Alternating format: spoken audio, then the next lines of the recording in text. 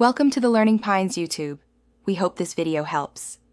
You'll start by identifying the outputs on your keyboard and the inputs on your audio interface so you know which cables to use and why. Once you know the port types, grab balanced TRS for line level or TS if that's all you have, and plug into matching inputs. Power on the audio interface first, then the keyboard to avoid power-on thumps. Set the keyboard and interface gains to 0 and keep monitoring muted until you're ready. Now you'll plug the keyboard output into the corresponding interface inputs and set routing. Once done, select the correct input type on the interface. Choose line for keyboard signals, not instrument, and disable phantom unless you have a mic requiring it. Monitor with headphones or near fields and slowly bring up the input gain while playing typical patches.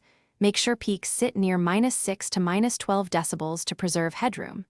If recording, finish by doing a quick test recording to confirm signal integrity, stereo balance, and latency. Once done, listen back for clipping or noise and adjust gain, pad, or EQ accordingly. If you notice latency, tweak your DAW buffer size, larger for mixing, smaller for tracking. Make sure to save your input routing and levels as a template. If something's wrong, a single troubleshooting tip. Check the cable and input selection first. Most silent or distorted setups are caused by a wrong cable type, bad jack, or muted keyboard.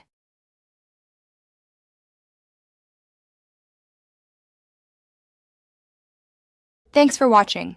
Consider subscribing if we helped you.